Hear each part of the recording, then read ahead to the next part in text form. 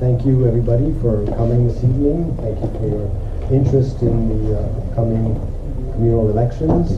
My name is Larry. I basically took the initiative to organize this, but I must say that there would certainly not be as many registered non-Belgian voters this year if it were not for the combined efforts of several organizations, and I want to acknowledge them. I've been a volunteer for a Belgian nonprofit based in Brussels called Objectif, which the main mission is to defend the rights of non-Belgians in Brussels and to help those who want to acquire Belgian nationality. And they've also done a campaign, an awareness campaign for voter registration for non-Belgians.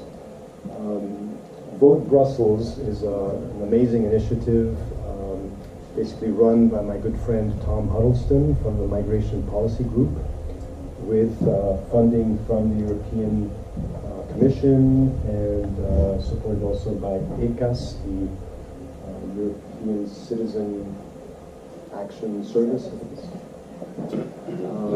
The commissioner, the Brussels Commissioner to Europe and international institutions also did a campaign. You may have seen these flyers.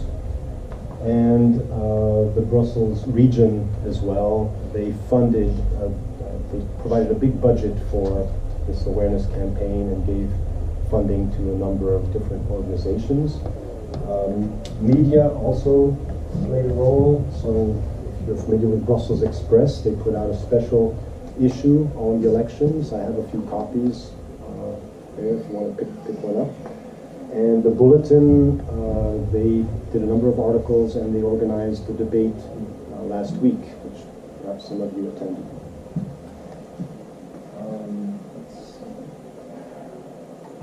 How many of you received this in the mail this past week? This is your convocation.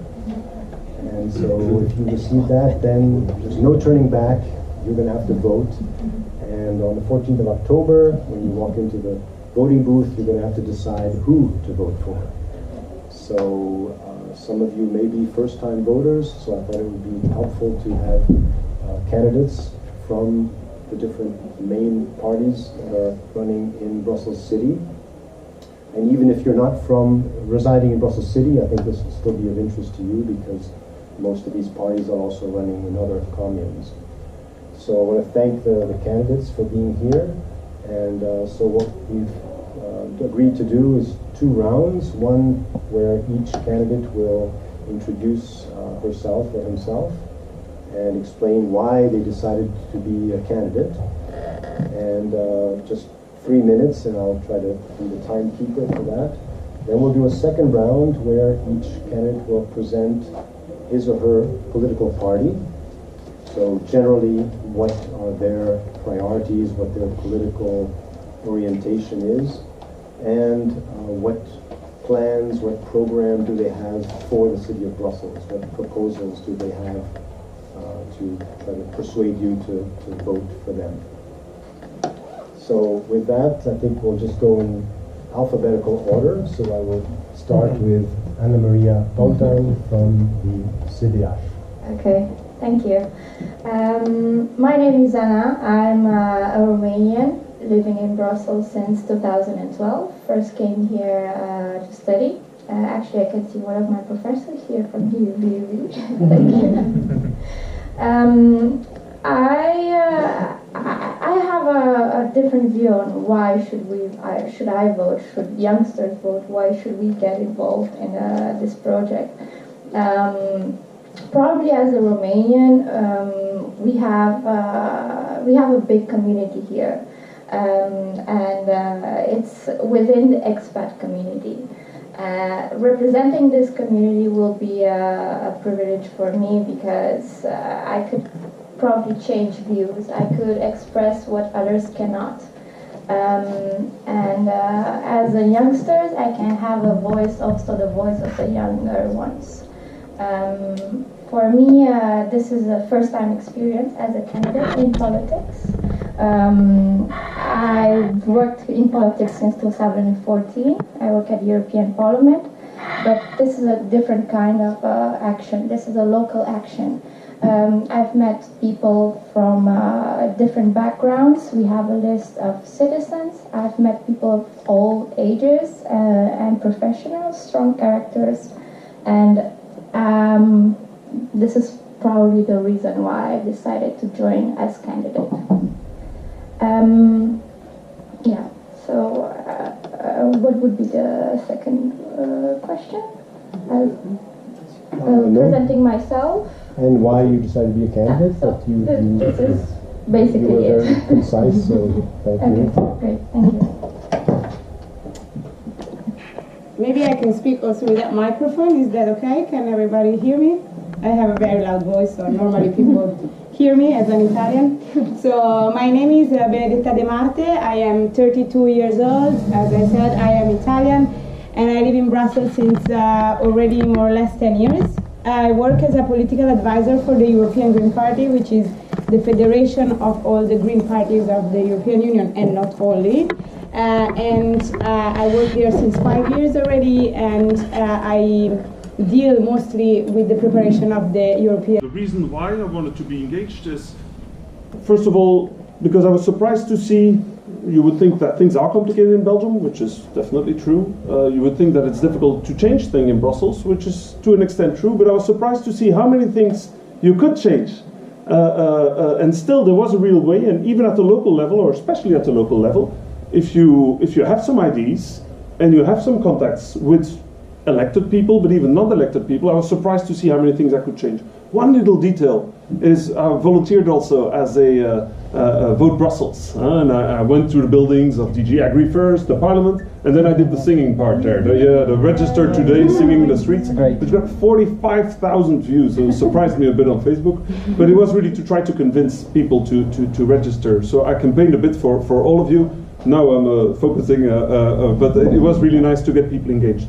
One little example that we managed to get through, for example, in the city of Brussels, was the elderman was from my political family, and we managed to convince him that when Europeans signed up, they immediately got the paper of possibility to register already at the time. Unfortunately, my ID came a bit late and the implementation took some time, but I think that's one of the things where a normal citizen at the time managed to get that through. Second thing, the fact that in Brussels City you got an envelope, a pre-stamped envelope, to be able to return your form, I think was better than a lot of the other communes. And I'm just saying this to illustrate that even when you're not elected, you can get things done. So imagine what would happen if you can get elected. Three small things that I care about is, and you're going to hear that again, you're going to hear the topics several times, but different perspective on it. Mine is mobility, and it's a bit special because I just mentioned to my neighbor here that I feel like I'm doing campaign for them because I'm biking systematically in Brussels, and everybody thinks everybody thinks I'm a Green Party, but there are liberal bikers too, and you have one of them here. Secondly, it's the concern about air quality, where I often hear, and that's something that really irritates me, ce n'est pas une compétence communale. Let's stop using these what are the competences are, because otherwise you can't do anything. And I think there are some ideas, and I'll have an opportunity to explain them. And the third thing is also cleanness, and there I have a position that might be a bit, but I find surprisingly that our resources are not that bad. We have quite some budget. We even have some human resources, so it is a bit of organization. And if we have to, let's go all the way like Bordeaux or Reims, and if it's really necessary, we could even privatize some sort of it. So that's part of the solutions for cleanness, which is the third point. Thank you. 3 minutes exactly. Wonderful. We'll work together. Thanks, Larry, and thanks so much to you for organising this event. It is a privilege to come and speak to you all. Had anybody said to me when I arrived here in Belgium in 2001 that I would be speaking to you and asking you to vote for a list of which I'm proud to be a member, I would have been extremely surprised. Frankly though, I mean, as a British person, it is nice to be able to participate in a healthy and functional democracy for a change, so that's really quite pleasant. I will explain, in fact, I'll explain why I wanted to be on the Change Brussels list in a moment, because why I wanted to be on that list is very closely intertwined with the things that we want to do. So I'll be rather brief in the introduction, but I shall explain to you in greater detail why I care about Change Brussels in a moment. But One other reason, and in view of full transparency, is that my partner, with whom I live and have 2 children in Laeken, is the head of the list. So that also, I think, is quite a good reason to be a part of this list. Very brief, thank you. Joe? And I am going to use the microphone because I can be a bit quiet sometimes, unintentionally. So my name is Jo Wood.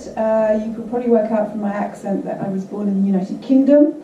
I also happen to have an Irish passport, and thank you, Belgium, I've now become Belgian. Yes, no, very grateful for that. The reason I am on the list is because I'm a member, actually, I'm a member of the Labour Party. So there you go, you're the first, but I am actually a full member of the British Labour Party. I have chaired the Brussels branch of the Labour Party for over 5 years. I'm now the membership secretary. And therefore it is absolutely logic for me, being Belgian, to also join the Socialist Party. And on the basis of that, when they said to me by the way, this is not my first time, in 2012, would you like to be on our list?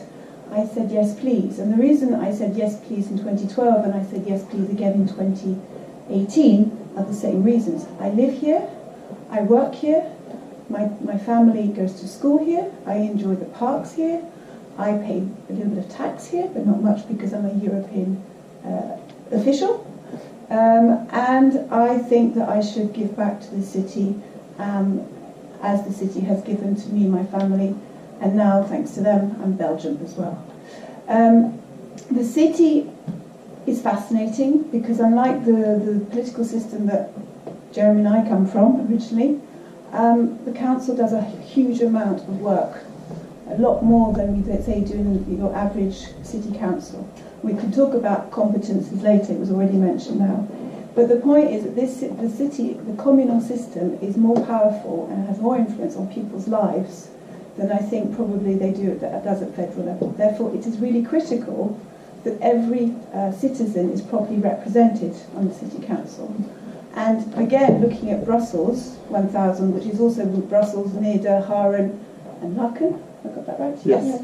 We're talking about 178,000 people, so to be quite frank, us Euro babies and girls are a very small minority of it, who all live in different types of economic situations, work here, live here, go to school here, and we need to make sure that when we talk about this discussion tonight, we're not just talking about the people in our bubble, which quite frankly is very privileged, but also think about how we actually make the lives better for all Bruxellois et Bruxelloises, and I think the French word, and probably the Dutch word is very appropriate here, not just our own little parochial, if I can say that, interest. So that's why I'm involved, because I think we've got a social responsibility to make sure that the capital of Europe looks like a capital of Europe and isn't somewhere where you're actually embarrassed to walk down the streets, you don't feel safe, the streets are dirty and everything else. And what I will talk to you about in the next stage is what the Socialists have done in the last 6 years, in coalition with some of the parties represented here, let's not forget,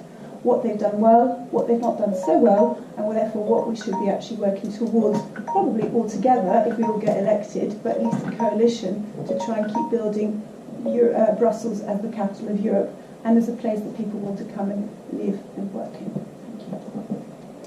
Thank you. Well, thank you for being here. I'm not that fluent in English, so I'll have my little notes. So I'm Myrna Nabhan. I'm kind of expat as well, Belgian expat, because I was born in Brussels, but I grew up in Damascus in Syria, and I came back for my studies here. My dad is Belgian and Syrian, my mom is Moroccan and Belgian. I have an Italian brother-in-law, a Greek sister-in-law, but I won't stop talking about my family. And it's my first experience as a candidate. It's my first time in local politics, let's say. I'm a freelance reporter and filmmaker, and I really wanted to be a part of these elections because I know that now a lot of people and young people doesn't believe anymore in politics, and I think that we can do something to change this because we have this absolutely amazing right to vote, to choose our our leaders. I don't know how to say it in English. And thank you. And I think that we need to do it if we have the possibility. And that's it. I wrote a lot of things, but I just wanted to say this. Thank you.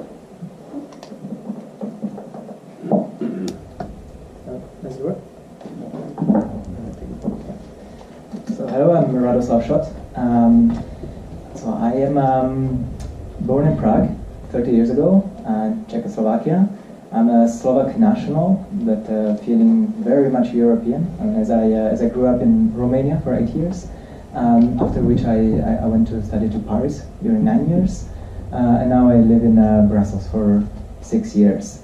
When I came to Brussels, I was very much involved in the youth participation in democracy and the European affairs. I was also a co-founder of a Brussels-based non-profit called Young European Leadership that aims to foster youth participation in European decision making.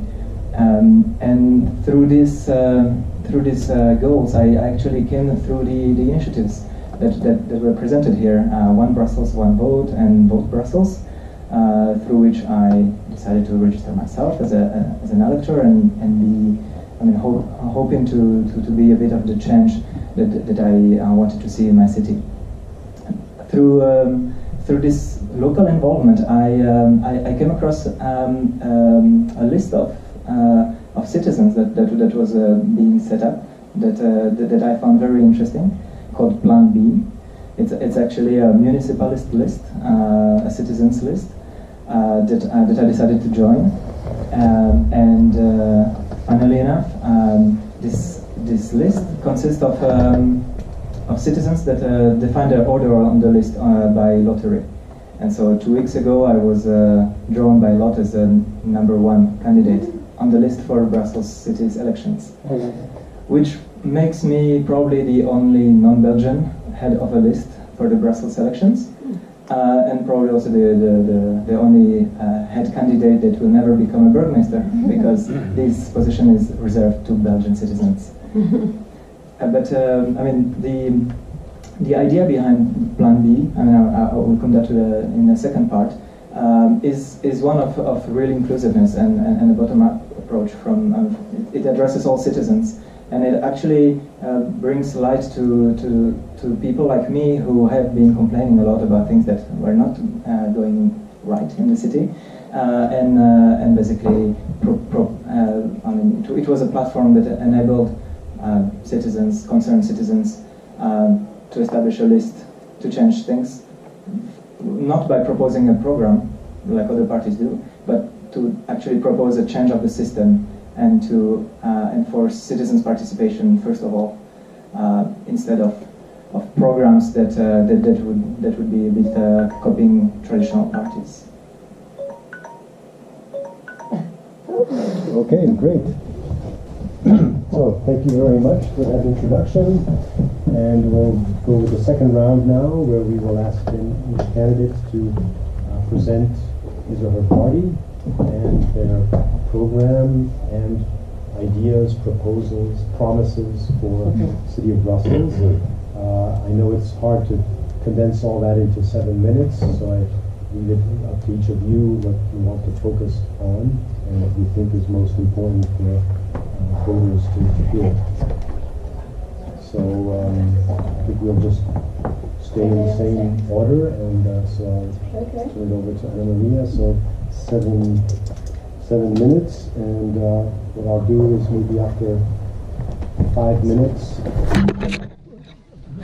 Sorry. I'm sorry. Like you were with Sorry? Like you were. Good question. Just so that you know. Thank you for your support. It's just okay now. Maybe I just put it just next to you if you don't mind. Yeah, then people will see it. But thank you. Because it fits now. So yeah, I will have to present a hash, even though I should mention that I'm not a member. This is the flexibility the group has offered me, and not only me, but also many other members. So it's a centrist party. It's quite new because that it refurbished, as you mentioned, a long time time ago, including not only Christians but also other kinds of religions in their ideology. Hence, on our list we have people from different backgrounds, religious, ethnic, and so on and so forth. I will present a bit their main pillars, but also only for Brussels City, because at the whole umbrella of the party includes also Wallonia, so I will focus just on Brussels City. And we'll start with the first one, which is the most important for me. Their program includes 701 ideas. And each idea is a very concrete idea on what should be done. First pillar will be good and efficient governance. This means concrete ideas how to impose a better administration. A second one would be a safer town. This would mean to fight with insecurity, probably with more tools, proximity police, for instance, innovative ideas on, for instance, drones to surveillance people who throw garbage on the street, and so on and so forth. Wow. The third pillar, I handpicked this idea because I find it a bit very futuristic, but I really enjoy that. A third pillar would be supporting the youngsters. So ideas for those that are between newborn and 25 years old. And yes, of course, I should include this also, innovative economy. More new technologies for the administration in order to handle less paperwork. And all this is included within the principle of living together. So more solidarity, closer to the citizen, refer to not culture but also commerce, all type of commerce, inclusion, green spaces, and mobility. This is all included in the principle of living together, making Brussels, the city of Brussels, a better place for all of us to live in. And from the 701 ideas, I subtracted a few of them, those that I relate to, those that I can believe I can fight for, and those that are representative for the city, for the region I'm representing, which is the square, so Schumann area. My first priority will be increase the local democracy, because I feel that in 3 years I'm living at Schumann, I never was asked whether or not I would like to make it a Schumann area, a Piétonnier area or not. So an area that would be, the traffic would be redirected towards exactly the areas where now you have a lot of parks, but a lot of residents also. And then one concrete idea from CDH was to build a platform on which each citizen can submit an idea for their area. And this idea would be voted by 1,500, at least 1,500 citizens living in that area.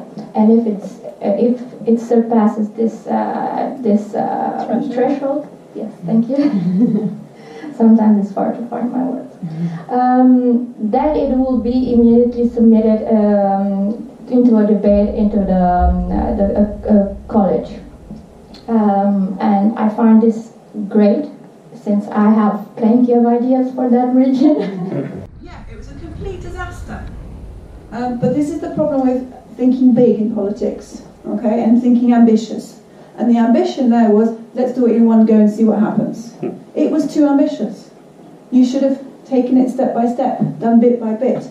And if you go down today, and you see the bits of the Piétonnier that have been properly invested in, properly thought out, where they are actually finished, well, it's really good. And coming back to consultation, the local shopkeepers did not want the Piétonnier. I remember fighting alongside his wife in 2012 and going to reclaim the streets on the Piétonnier, which is now the Piétonnier, and the shopkeepers did not want it. 6 years on, with a proper investment, shopkeepers are saying, bring it on. Bring it on, because it's been bringing people back to the centre. And that's causing another problem, which again is structural, which is the demography of the city centre is changing.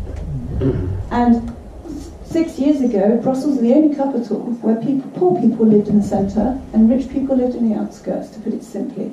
That demography is changing, and now the poor people are moving out, a bit like any other European capital. And the question is, how do we look after them, and how do we set up the infrastructure for them? And that's what Thousand Brussels is also doing, because all that demography, a lot of them are moving to Neder and Laken and other places, and we need to make sure they have the public services and facilities there to make sure that they stay in Brussels and come to work in Brussels and don't completely leave and go out into the regions. So again, structural change which we need to think about. Sorry, but I had to defend it a little bit. Maybe can we take another question, and then those who have not yet answered can choose to either take that question or the previous one or both. You had a question? Well, thank you. I think that was the most important question anyways. So we are talking about a lot of involvement of citizens, etc., which is good, but it's rather micro level. I'll just ask one simple question. What's the biggest problem at macro level of Brussels? We'll start with Jeremy. He wants to change Brussels, so let's see. Oh, okay, you hear. No, I'll speak loudly. I mean, in a way, it's linked. So Mitchell, you asked about leadership, right? And it's very easy, or it was very easy for many years as a Brit, you know, we're quite arrogant as a people, right? So it was quite easy for a while to look at the system of compromise and coalition and think, wouldn't it be better if there was simply, you know, somebody taking care of these things? And then, of course, you know, we've been forced to confront our arrogance as Brits because of what's happened in our country. And there is a lot to be said for the process of compromise and discussion.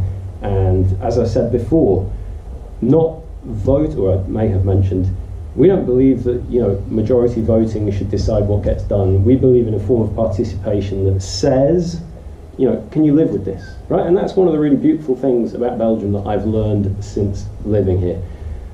But it does need to change, and it needs to change in a way of being more transparent and, as I said before, more adequately involving citizens and businesses and others in that process of change and decision making in a way where they are also informed by necessary expertise. So for me, that's the structural change that's required in order to ensure that we can confront all of those challenges that you quite well described. Okay, on the previous question, I want to say that the party that has been advocating always for more transparency, the cumul des mandats, more rational, efficient administration, rationalization of the ASBL system, which is a big thing in Brussels, it's been Ecolo grown. So I want to say this, if you want a party who doesn't have to work on this, but that it's already there, this is the Greens. So be sure that on this we are going to be delivering, and we have ideas since very long time on the structural change concerning the commune and the region competencies and so on. That's a very, very intense conversation and very long, and we are making a very long reflection in order not to hurt any sensibility. We know that there are very different plans about the 19 commune of Brussels and the relation with the region, and I think for me, from my personal point of view, there are ways to improve the system without losing the local identity of the communes. But as Ecolo Groen, I have to say we are making a work that is a more long-term reflection that we will present for the regional elections, because this is a regional competence, so we're not going to campaign on this at the local level, because it doesn't make sense, because the local competence on this doesn't exist. But I think that rationalization is needed. I think that rationalization can be learned from best practices from other cities where there are arrondissements which still keep the identity and the consultative importance of the local level without meaning that you have to have 19 mayors around and so on. So I think that on this, Ecolo Groen has always been on the forefront without being a citizens list, but being a political party, we have always been on the forefront of kind of requiring the institutional change, the more transparent system, and so on and so forth. As for the biggest problem of the city, I think it's a combination of what has been said before. I think that there are big environmental problems as the propreté, the cleanliness of the city, and the mobility and the air quality. I think this is a big chunk, and I think that all of us have been speaking about this up to now, and it's not by chance. It's I think because all the citizens feel that these are big problems in the city, and I think that the difference between our parties and our list are between those who can deliver on this and those who claim they want to improve this, and I'm sure they want to improve this, but maybe don't have this as at the core and at the center of their priority lists. The Greens, they do have all these environmental problems at the core of their priority list, I can assure you, and we are gonna try to, if we get into a coalition, into a government of the city, with whomever we are going to be in a coalition with, we are going to try to put them also at the core of the coalition. I also think that there is another big problem in our specific Brussels-ville, which is inequality of opportunities. I think that there is a big difference between the different areas and neighborhoods of our commune. There are very different possibilities of access of the citizens to the different services and to the different education level and so on. And I think that this is really something that will require a lot of attention. We have a big chunk of our program is dedicated to education, and a big chunk of our program is also dedicated to housing. And to the fact that everyone should be able to kind of have access to housing if they don't have the possibility to have a house of their own, and to occupy legal empty spaces. Sorry. Voila, sorry, I started and you have all new conversation. So just to tell you that it's a combination of the two things, environmental factors and inequalities. Thank you. If I can. Yeah, since you asked a question about involvement of citizens at a bigger scale, we actually would like to come back to the statistics that are quite dreadful of how many non-Belgians and especially Europeans have registered to vote in Brussels. It is a very low number, 17% of non-Belgians and only 15% of Europeans have registered to vote. So one has to ask himself the question why. And so some could say that because mandatory voting is scary or something. I don't think so. I think it's mainly because a lot of people who come to Belgium discover the beauty of the system. It's very complicated. Actually, do not feel that voting would change anything. I mean, there will be coalitions put in place anyway, and there will be business as usual anyway, whoever you choose. So there, I mean, in a way, some people will think that this construction and fosters some clientelism, nepotism, some levels of corruption. Some people can think all this, and it demotivates people from actually engaging in politics and elections and citizens' participation.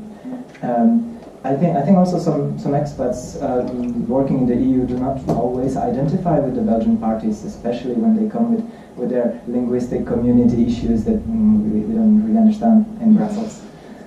So yeah, basically giving all this community, I mean, a plan B and another option than the established parties and the system that we are stuck in, I mean, could probably raise the involvement of citizens.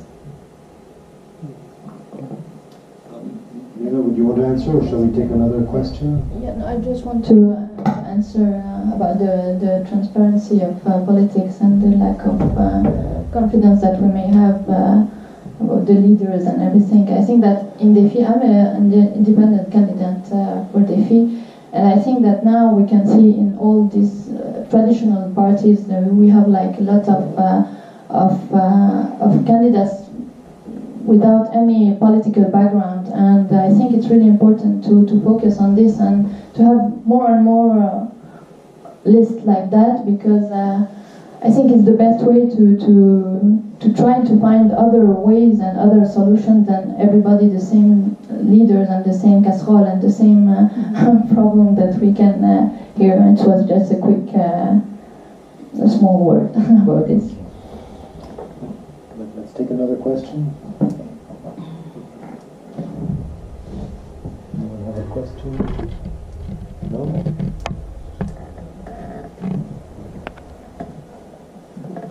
Can I just continue with that one? So the question was, what do you see the bigger issue of Brussels, if I understood well. So looking from abroad, having a helicopter view on it, I think Brussels has, it's quite peculiar how you see the different structure of it. Within the center you have more poverty, and as you go to the periphery, you have richer areas. Within the city itself, you have disparities between communes. So it's this great mix of arranging things according to their own needs. And I think the challenging part of it is to acknowledge this, to pinpoint what is the problem with each commune, what is the problem with the center, what is how can we can go beyond the center, but also inclusive with the peripheric part areas, and if somebody can do that at Brussels level, then they have the skills of doing it all over Europe. Maybe just back on leadership also, because there's one point is that you have extremely a lot of power, and you need 500 votes, so a little bit more than 500 to elect. So to pick your leaders, this is the opportunity. Huh? We've got 417 candidates for Brussels City. So that's basically 479 minus 49 that won't be elected, a lot of people. And I think what I'm naively hoping is I hope that all these people that are engaged now, even those who don't get elected, maybe some of us will be, or statistically a lot of us want that we stay and monitor what happens at the city council. And again, if you look, and I would like to get back, maybe it's frustrating because I spend so many times on the street convincing people to register, but I'm pretty much excited of these 17,000 or 70% voters, because technically these amount of votes of the Europeans, yes, it's a little bit less than what you hope, but it's about those who registered right now. These are a comfortable 5 or 6 councillors that they have if they would all team up, which I would definitely not advise, but you could have five non-Belgians councillors, and so I think there is a real way to pick your leaders yourself. There is a real chance that one of us makes it, so pick the ones that you want to take decisions, that listens to you before or after, and I think that will solve a lot of your problems. It was 4% 6 years ago, so it's still, exactly. Still good. I think our biggest challenge is actually simply liking our city and enjoying being here and wanting to do the best for it. And I think particularly in the population that we all come from, if I can use that word, we're not very good at just saying this is a really brilliant place. It's got its problems, but doesn't everywhere have its problems? Let's try and fix them. And I think that's our biggest challenge within our microcosm, which is we like living here, we love this place, we want to make it a different, a better place. And I think that is felt by our co-citizens who are Belgium, who think, why are these rich bureaucrats coming here complaining all the time and not participating and not getting involved?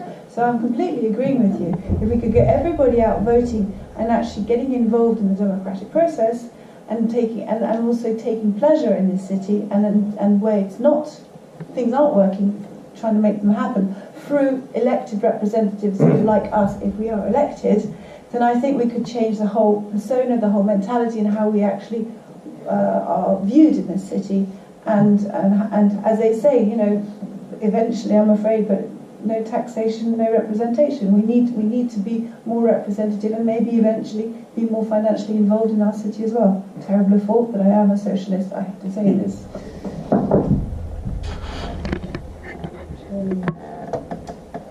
There is a chance to ask a question. There's a question over there. Question in front. Hi. And on a specific point about change Brussels and so on. And I can fight for my vote as well. Another thing will be, one thing that I noticed in my neighborhood is that we have a kind of architectural heritage that is not is not so visible to citizens living there.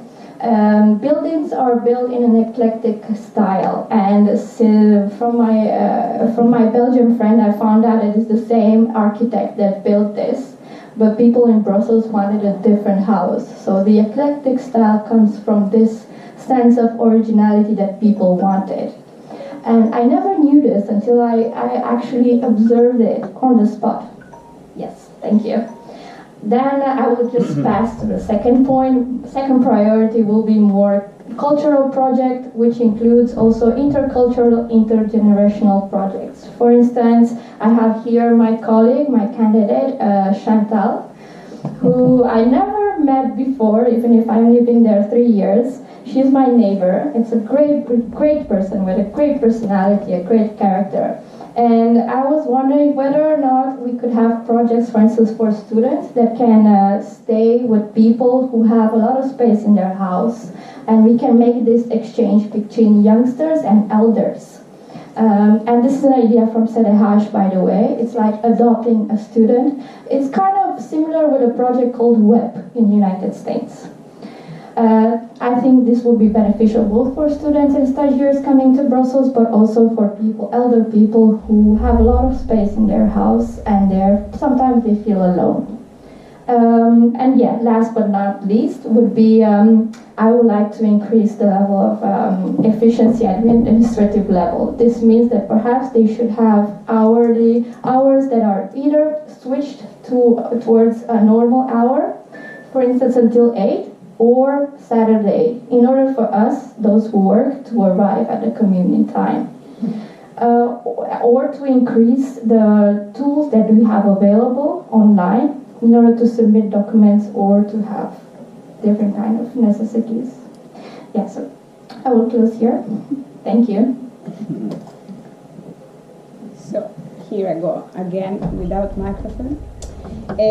So present you my party. I think that the good thing about the Green parties in Europe is that they are very easy to identify and to know what they stand for.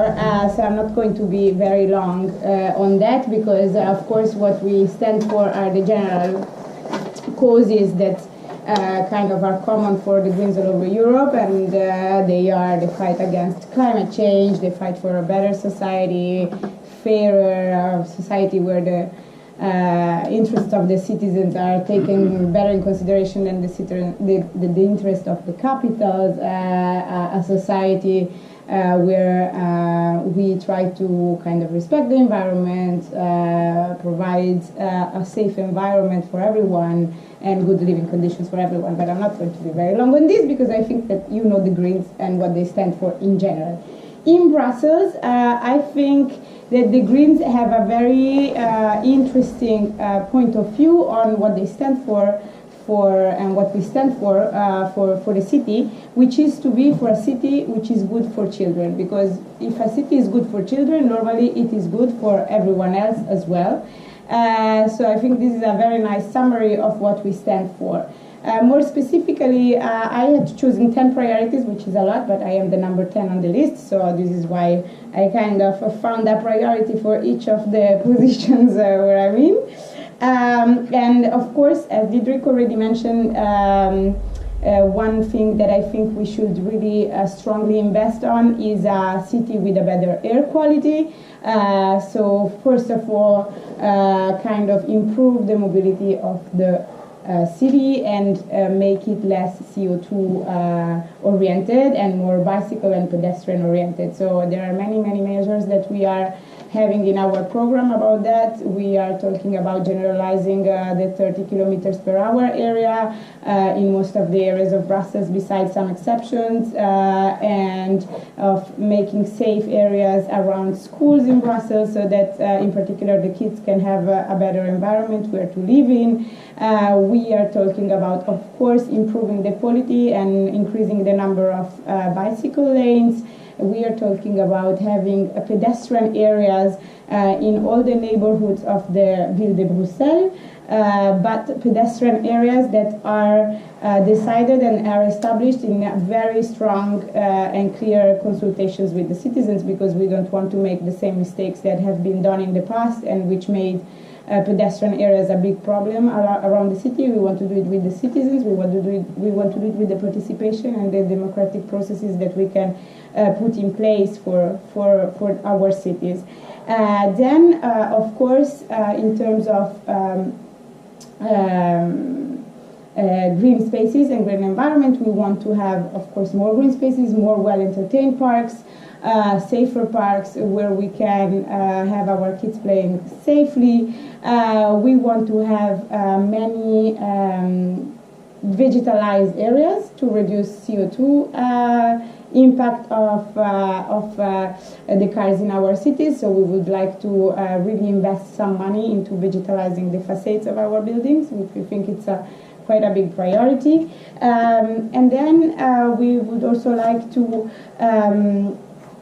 make sure that there is, and this is another chapter, it's a beautiful city that we would like to have.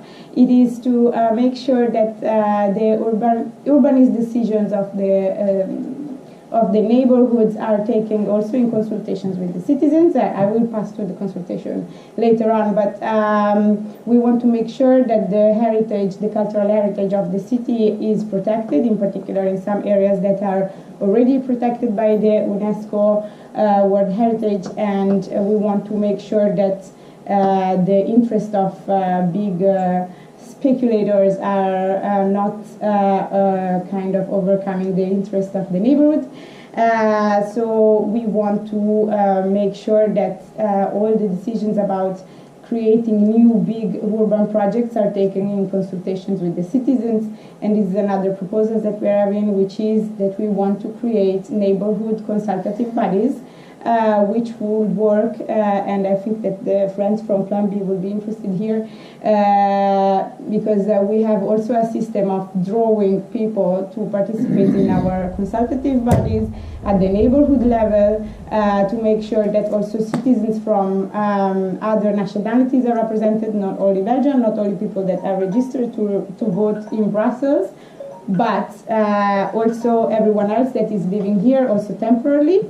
So that's an interesting proposal that we have. I have to speed up because, of course, we have only 2 minutes, so voila.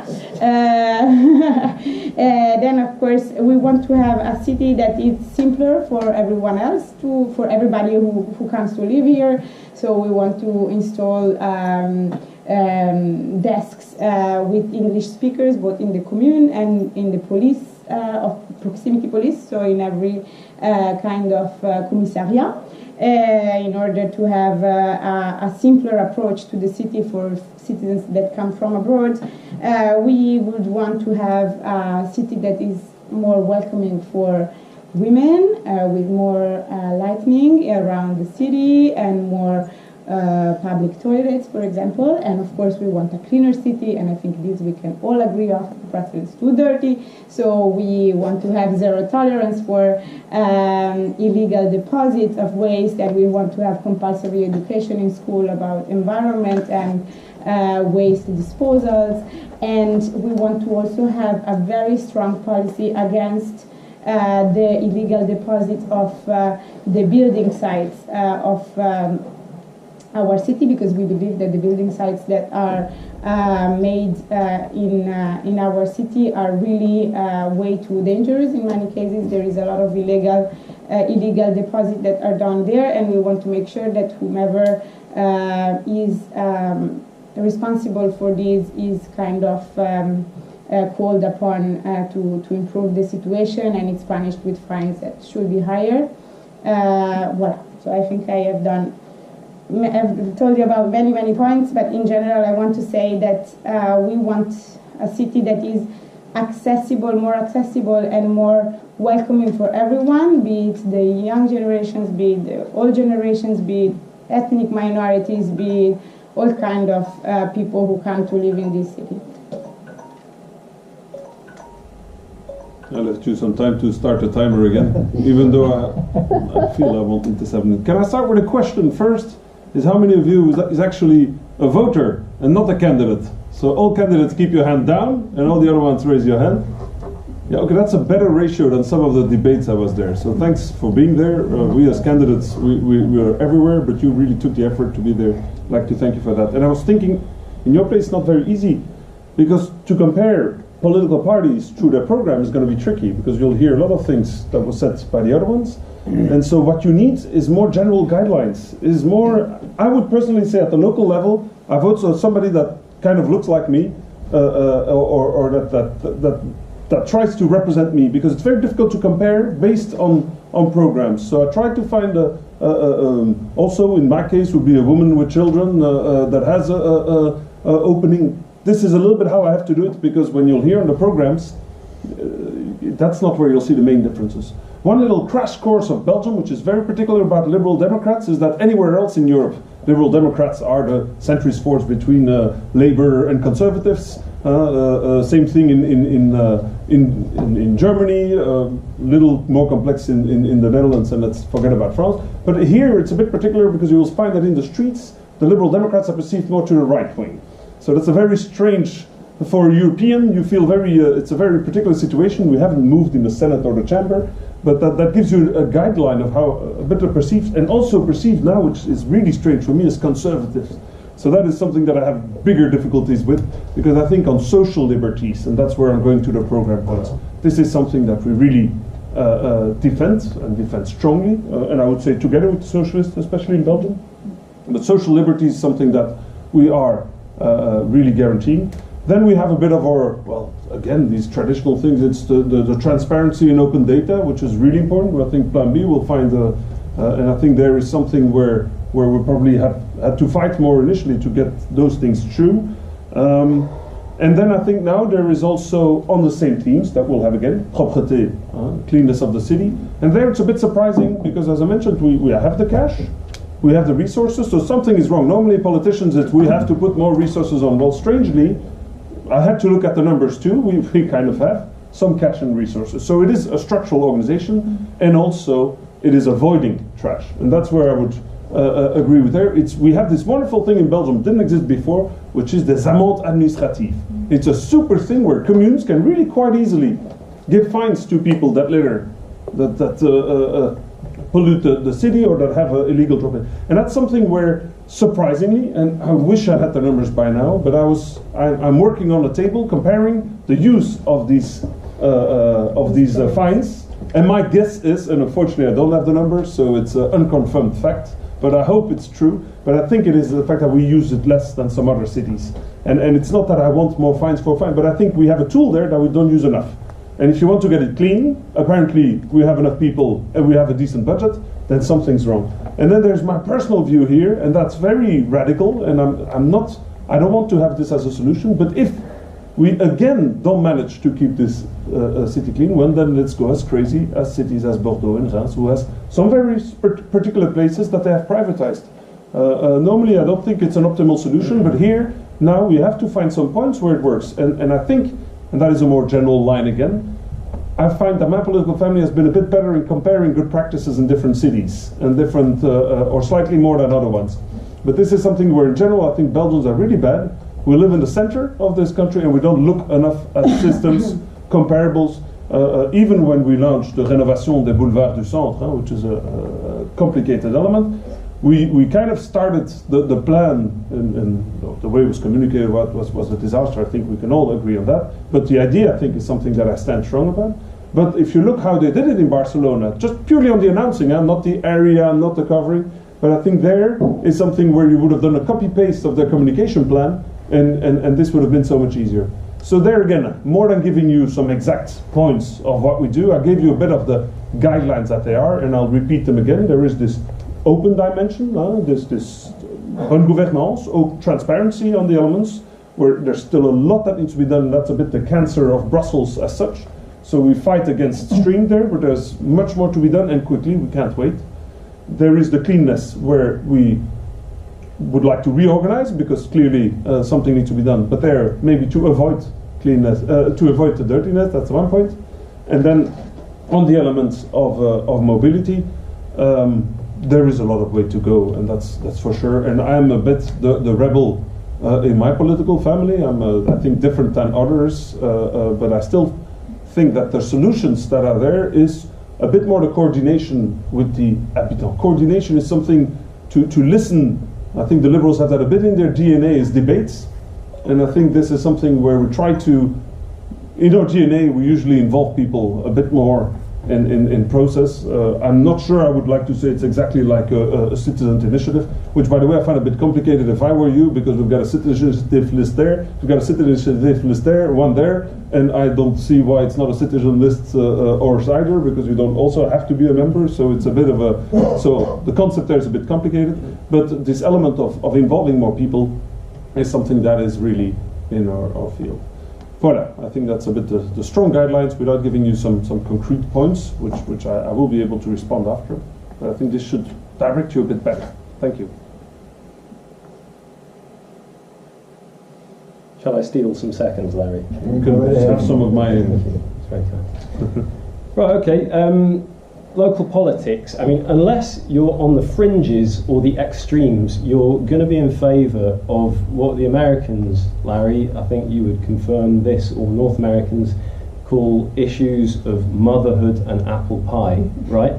So what that means is that, generally speaking, everybody in local politics wants similar sorts of things, and we don't do particularly extreme positions. So, indeed, I mean, who amongst us is going to be against cleaner streets? Everybody's talked quite a lot about that already, so why not have these things that, for example, the French have, these molocs, these underground waste containers, where you can go and put your bin bag on a Sunday night or a Wednesday or on any other day of the week when it suits you, so you're not leaving your smelly bin bags in your house if you go away on holiday or having to ask your neighbours. I mean, who doesn't want cleaner air, right, outside their schools or in the offices that they work in or wherever, right? Who doesn't want that? And why shouldn't we have green cycling routes and walking ways throughout the city to help us to commute more cleanly? I mean, who doesn't want a robust response to noise pollution, whether that's, you know, bars in the centre and a properly managed nightlife, or whether that's the noise of transport? Who doesn't want there to be better use made of vacant properties, of which there are many, whether commercial or whether residential, so that we can do something about people who are in danger of losing their homes, or indeed home those who have already lost homes? I mean, who doesn't want those empty properties to be used as business innovation centres for startups and young entrepreneurs? Who doesn't want multilingual schools to equip the youth of Brussels with the skills that they need to succeed? Don't forget that Brussels has very high youth unemployment, and it surprises me. I mean, we British people are notorious for our monolingualism, and yet we have here in this city, you know, bilingualism at minimum, and many other languages spoken. So why shouldn't schools be able to benefit from that ability and equip kids with both languages when they leave school? And then finally, you know, who amongst us hasn't been to the city administration and stood in line and thought to themselves, oh, you know, what am I doing? I'm back in the 1970s. You know, the people there are working and they're doing their best to serve the inhabitants of Brussels, but they should be given the tools to help us to access services more effectively. But like I say, I think everybody broadly agrees with those sorts of concepts. So the natural question that you have as voters is, you know, why change Brussels, right? And, you know, those ideas, many of our other ideas are on our website, and I would encourage you to take a look if you have the time, and you'll see our full programme, which, you know, continues to be under development because, oh, and by the way, it's in French, English and Dutch. So why us? You know, who are we and why us? Well, we're a group of about, and everybody has been talking a little bit about participation, right? Citizens consultation. And this is a great idea. But you know, it's difficult. It's hard to do it well. And I'll talk a little bit in a moment about our ideas, because we are a citizens list. We're about 60 Brussels citizens from all of the different neighbourhoods, so from the centre, from the Pentagon, from Avenue Louise, from Neder-Beheimbeek, from Haarlem. And we speak a variety of languages amongst ourselves, and we've got a variety of backgrounds. And we've put together a programme in a participatory way.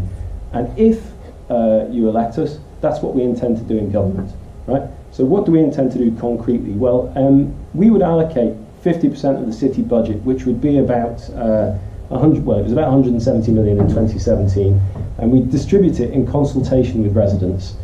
right? But like I said, participation is difficult. We saw it with the pedestrian zone in the centre. It is not enough to say to people, it's not enough to say, what should this thing look like? We shouldn't take the decisions and then say to people, how many benches should there be? Or, what kind of shop do you want here? People have to be involved in the concept of, what do we want from the first instance? So how does Change Brussels propose to go about doing that? Well, 3 main things. We propose to have participation points around the city. So we wouldn't only do online consultation. That's difficult for some people to access, so we have participation points in the different neighbourhoods of the city so that we can reach out to all of the different sorts of people who would have a say. Right? We would organise participation groups. If we're talking about slightly larger projects, such as the idea of building schools or hospitals, we would organise groups, properly advertise them, enable attendance that is easy for all sorts of different people to access, so at hours where people can attend, and an infrastructure that's easy for people to get to. And then for larger issues, noted, thank you, for larger issues of infrastructure, for example, like the NEO project at the Heysel or other things like that, what we would do is organise vision groups which would enable us to interface with the region or the federal government.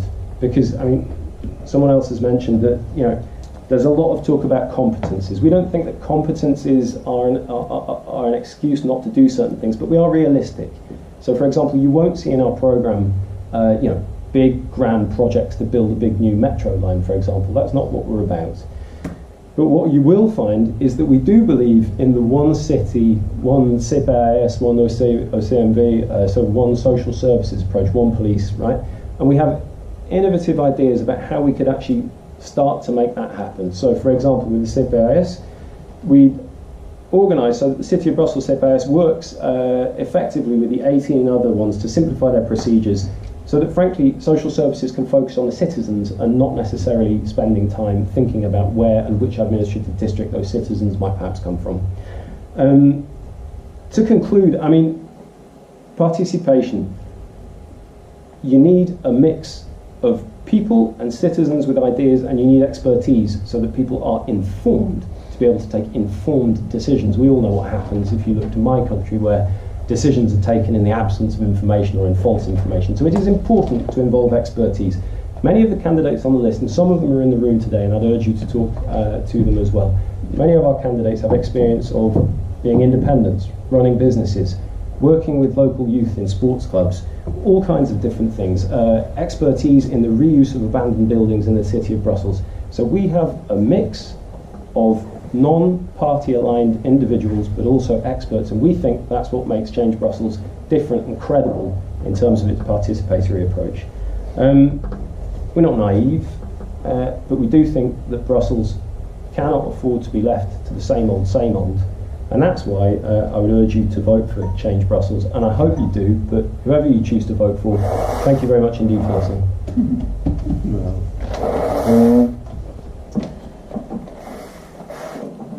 So I represent one of the same old parties tonight, but actually I don't, because it's a party that's been running in coalition with other parties, the City of Brussels, for at least quite a while, I have to be honest. We've just gone through quite a lot of change. You've probably heard about why. I'm not going to go into that now. So it's actually a rejuvenated party, and I think that's my first point about why you shouldn't dismiss traditional parties completely out of hand.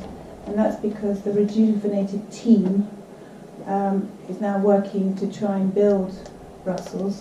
And what is interesting about their programme, and this is, I just want to show you their programme, so it's 200 pages of proposals, which I promise you I'm not going to go through with you tonight, is that they have what I would call a joined up vision of what they want to see, where they want the city to go and what they want the city to become. Philippe Claus, who is my tête de liste, and basically is the guy that I want to get re-elected as Bourgmestre, is my age, so he's not very young, but he's not very old either. He's 47. And he has a lot of experience in running the city, both as échevin for personnel and tourism, and also because he worked for the former guy, Freddie Timmermans.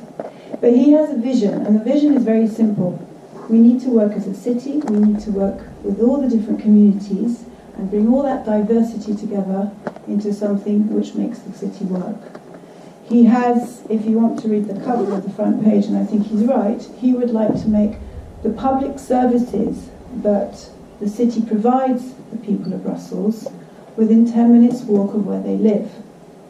Now, if you live in Schumann, that means that you need to have accessible to you schooling, somewhere, the place to go and register and do your population and demography, hospitals, parks, public transport within 10 minutes of where you live. And by the way, it's not just the things we like, it's also things like old people's homes, housing, public housing, and, believe it or not, crematorium. I'm saying this because I just want to bring you back to the reality of what it's like to run a city, and I have to say I agree a lot with what some of the things Jeremy's been saying, which is you need a team who knows how to work, who knows how to run a city, but you also need to look at the real practical things of what I would call dog shit politics, but it's shit and we have to do it, which is people need housing, people need crematoriums, people need healthcare, people need schooling. And this program, and this is what I really like, is its joined up vision. So if you live in Laken, again, you should be able to access the public health services, the CBIS, get education for your kids, be able to use public transport, it's not competent, have access to sports facilities, cultural activities, all within 10 minutes of where you live. And again, this is a 32 square kilometre commune, so it's a big ask to do that. So that's the sort of the vision, but it all works together and it's thought through.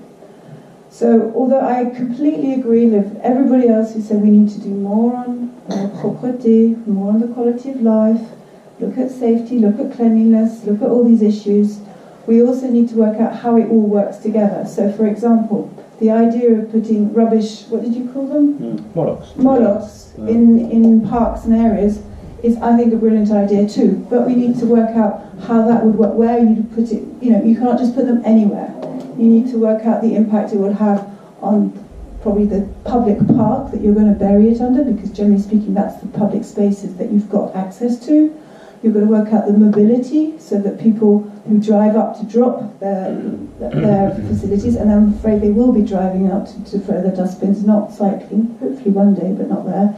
How you make sure the mobility around the park is sorted out so that it's safe, so that people who want to use the park or cross the road by the park aren't confronted with speeding cars. So you need to think about the joined up thing, and that's what I think is interesting about our programme. I want to talk also about health, because I think, and health in the CBIS. Brussels welcomes more people into their healthcare system. I think it's 40% of all Belgian residents get their healthcare in 1,000 Brussels. So that gives you an idea of the resource that's going to put into our 4 public hospitals and how much we have to put into that. Again, join that up, think about it. The budgets are there, the money's there, luckily, but we need to make sure that is funneled into that. Now, participation. I'm a very traditional girl on this front. I think you participate through political parties, and the way you make difference is you change policies for political parties. Sorry for being old-fashioned in the 19th century, but I think that's the way it works. Now, I think that it's also very important that the political parties go out and talk and consult citizens, but I also think that we need to try and do something to get citizens to want to be involved and get involved. I'm not sure I have the answer, but I do know that when I went to my GAC meeting, which is my local residents meeting in Schumann, there were 4 people that turned up. So again, and I agree with Jeremy on this one, getting people to come out and get involved is not as easy as you think. So you also do need the party structure to come up with the policies and then test them out in practice. Another point which I will be pushing for, because I think it's something that, in terms of, to get us to more participation, is the regional elections. Next year, this is just one election that we're involved in, and for us, Belgium, we will also get involved in the regional elections and if you want to vote here next year in the European elections. The problem for EU residents is you don't have a right to the regional elections. So if you are worried about dustbins and dustbin collection, it's the regional government that's going to get involved. So I will be pushing to get a vote in the regional elections for EU citizens, because I think that is as important as local. And you know what? It's one amendment in one piece of legislation, so it's not a difficult ask to do that. And that way, us EU residents can make sure that Brussels we're not just represented at local level, but the regional level, so that we can again have a joined up approach to how the city is run across all the 19 communes. So on that note, as I said, I can go through ad nauseum all the different proposals. Just to say, on the amende administrative, there are 150 euros for fly tipping, and according to my wonderful Bible here, which is great, we find in the first half of 2018 5,078 people already. So the machine is working, and we have also the city is recruiting enough people to go around and verbalise, because that's what you need. Unfortunately, it's people power that will catch those who fly tip and create a disturbance. And one last little note, just to make you smile. Don't forget that when you put your campaign posters up, if you don't put them up properly, and you put them up outside a shop, not inside a shop, you, the candidates, will be fined 50 euros. And believe me, Karine Lalieu, who is my échevine for propreté, will not stoop to fine you, even if you're a socialist. So believe me, the system works, and it works well. The issue is, should we not get more resources to get more people to manage and police it? I think I've said enough. We can have a debate now. Well, I will just begin by giving a quick presentation of Défi. So Défi, because you all know we changed the name a few years ago. So now Défi stands for the Democratic, I forget the Democratic Federalist Independent. And it also means challenge in French, and this party is mainly known for defending the French speakers' interest in Brussels and its periphery. And I think that we all have here big challenges, like big défi, and we all have a lot of things in common in our programs and proposals. And we also want to promote a new mobility plan around the piétonnier, but in close cooperation with all the different and concerned actors and parties in the heart of Brussels. And we want to make it more attractive to the people living in our capital and people coming from also everywhere. And also concerning the environment, we would like to implement a plan called Bicycle School, and basically it's just to promote other ways it's more to teach new generation to use more other ways of mobility.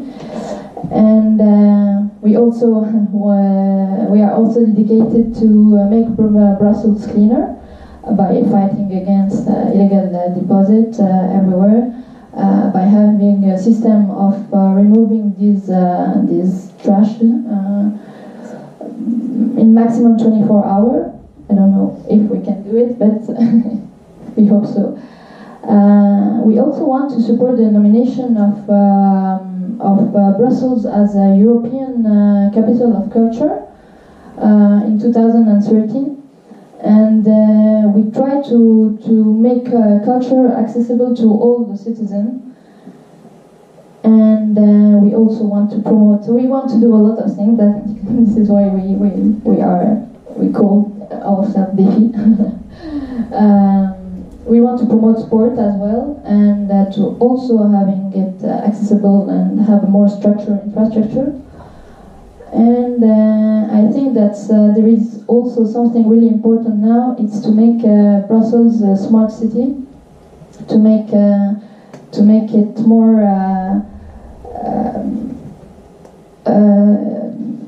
I don't know how to say it, connected, thank you, looking for the word, and to be like a real capital, an international capital. So this is the main, let's say, proposal, and we have like other parties, like all the detailed proposals in our program, and that's it. Thank you.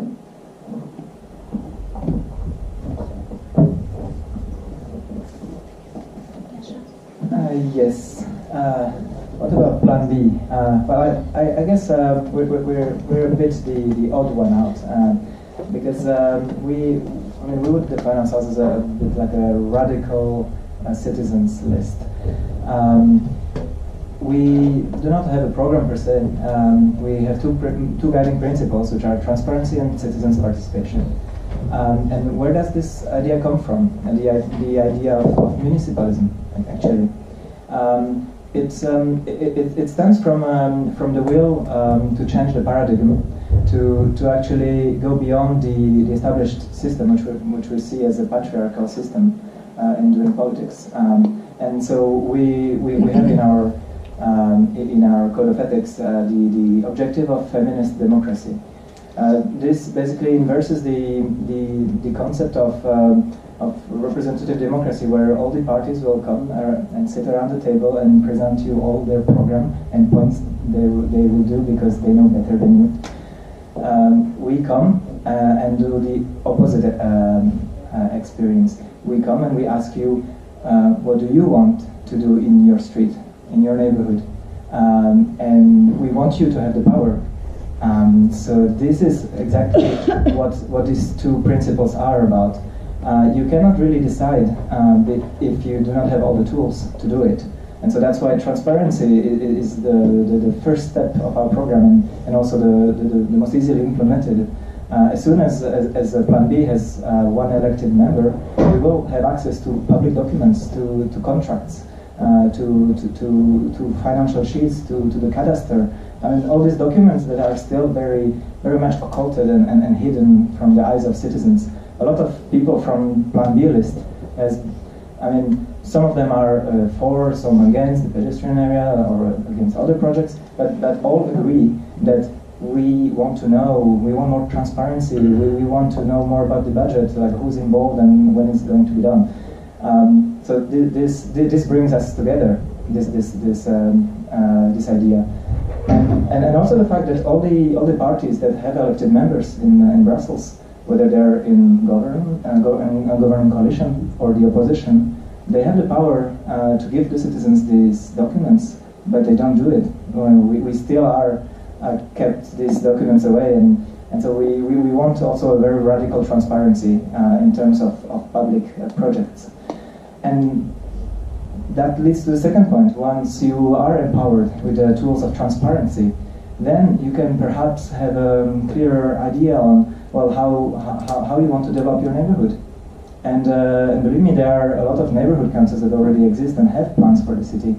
I know Greens also have in their program, you said consultative budgets for neighborhoods, but we go much more beyond that. It's not about consultation. We give the neighborhoods the power to decide how they want to develop their neighborhoods. We actually aim for binding citizens' consultations, and this is one part of our program. The participation can express itself through different layers by different means. It can be neighborhood councils that are at a very small level, empowered with a small budget, with delegated powers to actually act on a daily basis on little things like installing a bench or a tree. It can be a citywide consultation on big projects, for example, on projects that reach a threshold of, for example, 1% of the city budget. Then all the citizens should have been consulted in an informed way through transparency. And then the third is basically having a permanent body, a citizens committee or a citizens council that will be like a shadow cabinet for the city council, that will, I mean, have the initiative to propose ideas or to even direct ideas from the neighborhood councils, because we citizens, we also want some initiatives. We will also have some ideas. Plan B actually believes in collective intelligence. We don't always want to sit and wait until someone decides for us. So hence, all these proposals we have, they go in the same way, and that is to gradually, replace representative democracy, which has its merits, but that we feel nowadays a bit outdated by the new technologies and the rising awareness of citizens.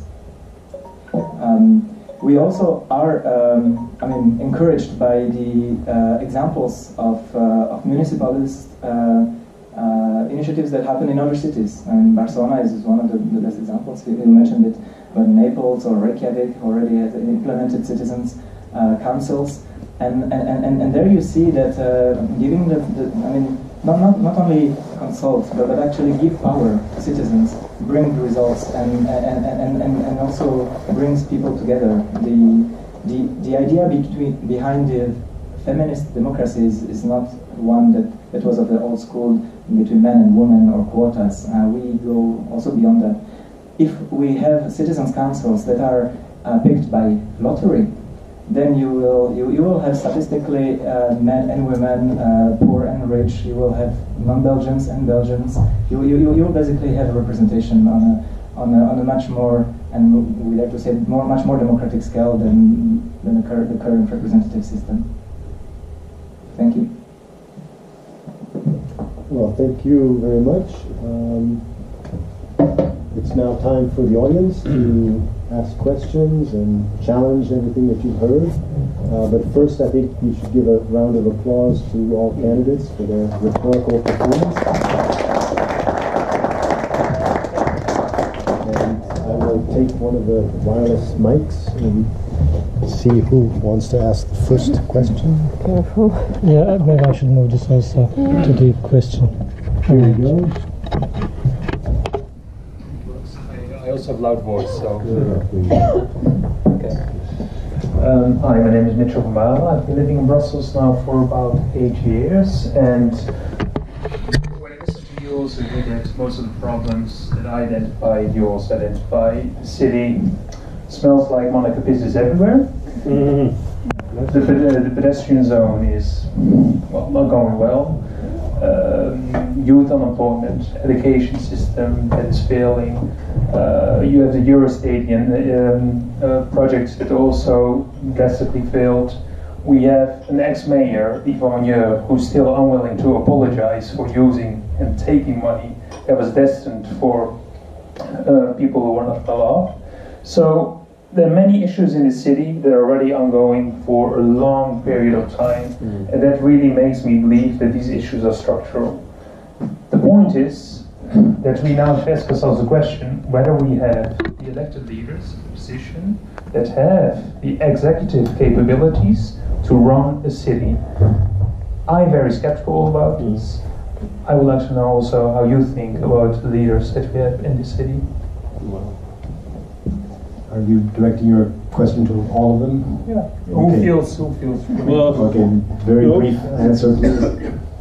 I mean, you're asking tough questions, and thank you for that, because you're right, and I'm not sure you agree on the level of status, because there is some element of the, I don't see the picture as black, but to respond really to your question about leadership, we do have an issue with this, even though I said right before, let's not always blame it on this is a regional competence or a federal competence, but this is, however, influencing the local. Because some questions are being taken up. I take the example of urbanism. That's one thing I really, really like. I really like stones, and preferably old houses. And how often, and that's another quiz question there. When a permit is denied by the city of Brussels, and it goes in appeal to the region, how often does the region then suddenly do grant the approval, contrary to advice of the city? Give a guess in percentages. Nearly 90% of the cases, the region just doesn't listen to the advice of the city and goes it. So this influence of region is important. I think I'm a bit of an optimist, that's true, and I see small progress in some steps. I think transparency, and I think we're 5 years too late, but I think we're getting there progressively. I think cooperation with the region. I got one of these mandates, you know, one of these. I actually had a mandate in social housing, where I'm very proud to have served there in one of these associations, because we had, before the elections, 33 social housings in the region of Brussels, and the federal state actually gave us the instruction to go to 16. So we had to really review all these organizations and bring them down to 16. I was very happy to be part of that process. And I'm pointing this out not only to have that little example of 33 to 16 social housing, but also that there is a regional structure that manages overseas, and that's actually very efficient, because there is one line to sign up. Unfortunately, it's way too long. If you want social housing, you'll have to sign up, and the waiting line is quite true, but you sign up at a regional level and it's being dispatched to the other ones. So I guess the signal is there, is that you can't get away with the difficulties of the lasagne institutionnelle. I like that word, I can't find it as a... I think it is going in the right direction, but too slowly. And I think that these small steps, this one, the transparency will need to do, and at one point you'll elect people that will start to think differently. I mean, I'm dreaming of 10 communes in the region. I'm not going for a full one. It sounds great, but then you lose the elements. But I'm dreaming of 10. Some are very easy. Merge the two Oliviers, get the Nabhan. There are some plans on that. You can Google them. But so I think electing people that have the same vision will be part of the small, but we're going baby steps, and I'm as frustrated as you are, but I haven't found other super solutions that go quicker than that. Okay. Okay, sorry. Yeah, sorry. Please go ahead. So I just want to paint probably a philosophical point about leadership, but I will take this. We tend to have now the concept of leader, the one that speaks loudly, the one that's more aggressive. You see it at EU level as well, because we don't have a clear concept of leadership. And in my point of view, what I see at local level as well, is that you have somebody who takes the whole decision, and they make alliances and then disregard whatever ideas, good or bad, might the opposition have. So you don't get the buy-in of everybody. You just don't oppose whatever the other one says in order to have your own. If you think of, if you take the image per total, a good leader might have to obtain the buy-in of the opposition as well, might accept their ideas as well, and create this kind of harmony around the whole governance. And there are few people that can do that. There are few people that can conceive a great team around them, and just to leave the executive side to them, and he will take the image of a good ethical leader, the one that creates value, the one that creates buy-in, the one that creates harmony. So this is my take on how we should create good leadership and avoid structural issues. I have to say something, because obviously a lot of the criticism was put to Yvan Mayer, the former mayor, who I'm not going to defend. What happened. But I will say something about the structural changes that you talk about. The scandal happened, I think it opened up a lot of people's eyes to the reality of how, not just Brussels region, or Brussels Ville, but actually the whole of Belgium works. I think it's opened up the need to be more transparent and bring Belgium, frankly, to a place which it hasn't never felt the need to until probably this year. I think the fact that you've got these different lists shows that there's a willingness and a hunger to try and, as to coin the phrase, change the system. So the question is, do we change the system from within, or do we disrupt the system?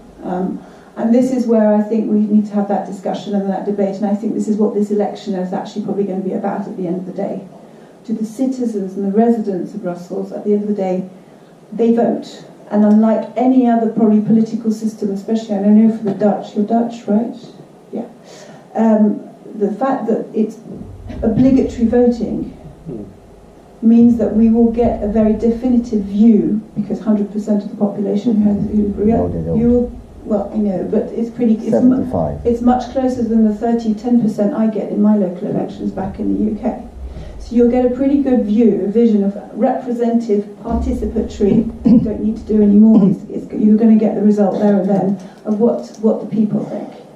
And I think on the basis of that, on the night of the 14th of October, when they start calculating the lists and working out how the coalitions will be built, that you'll see how quickly the structural change will take on. I think at the end of the day, you need to make sure that these guys and girls who are elected are accountable and take responsibility. And I think that's what's interesting about last year, frankly.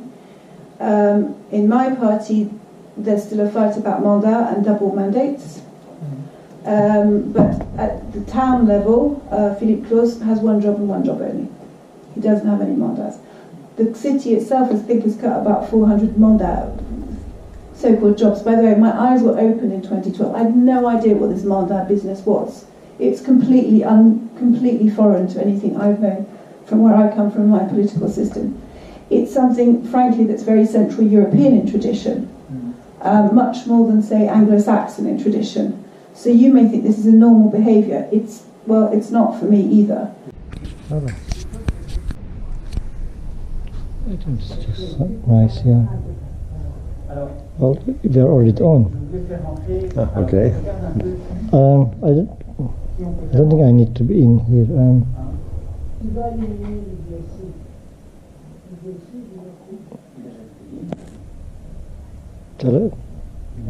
Tell us what this is about.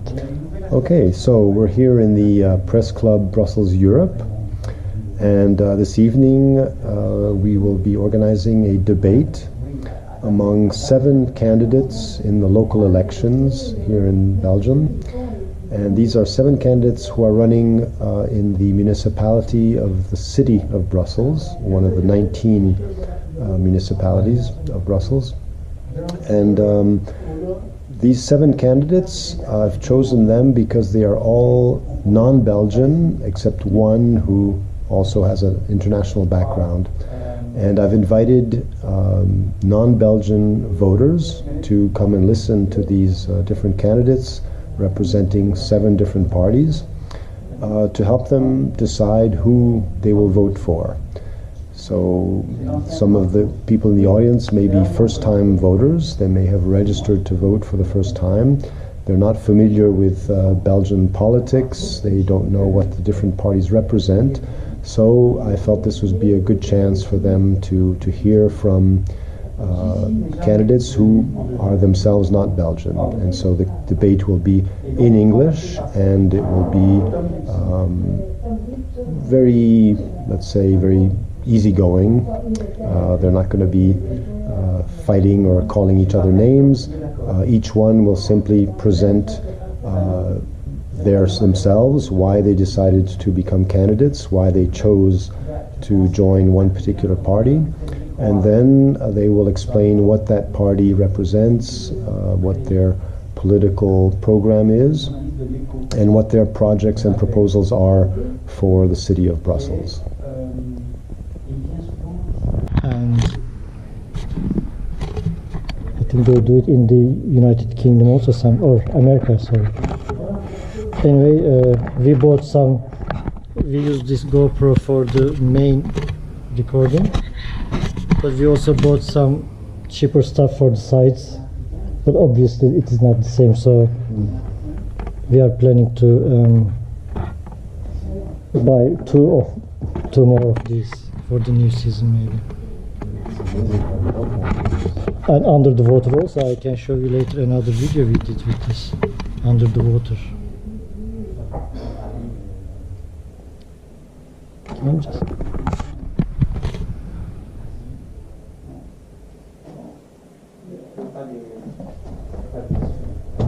Do you see me properly?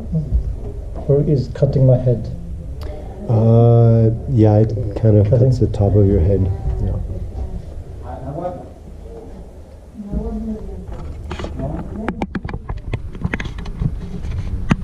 Put it on something? Or else sit maybe. It's I have okay. my laptop. But No, it's okay.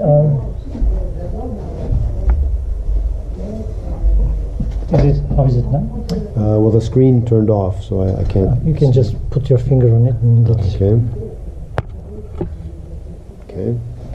Is it too low now? No, I think that's good. Yeah, that's good. Evet, Well, sayın- you're below the middle line, so Not maybe it very should be good, maybe. slightly tilted forward. How about if I sit there and then you adjust it and then? Or you just hold it if you don't want. Okay. Yeah. If you want, I can mention as a cameraman. No, No, just you can just put it on here. okay. You don't want to take. No, it'll be more stable, I think. But I like moving anyways. Oh, okay, okay. Is it? Yeah, that's good. Too much?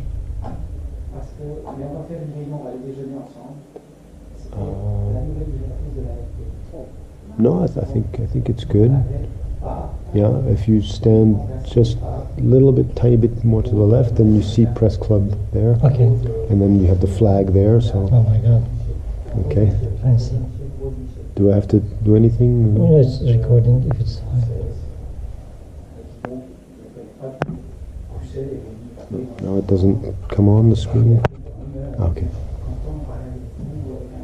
Evet sayın seyirciler, vizitant olarak bugün 7 farklı partinin bir açık oturumuna katılıyoruz. Birazdan Larry ile konuşacağız. Bu programın organizatörü sizlere açıklayacak.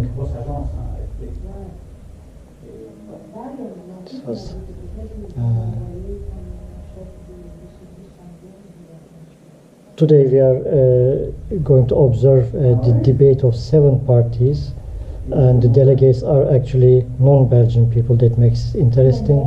So let's see how it goes on. Evet, bugünkü program böyle. Bugünkü açık oturumda 7 partiyi izlemiş olduk. İzlemeye devam edeceğiz. Bizimle kalmaya devam edin. Okay, today was the end of the debate. We will continue to follow. Stay with us. Thank you. I will use them.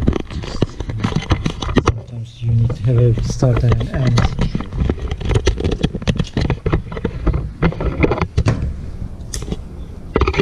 This is all together a learning formula actually. That's how I see it. Thank you very much. I'm taking very precious time of you. Again, I mean, B1 is one of my favorite. It is necessary to have this kind of in the world.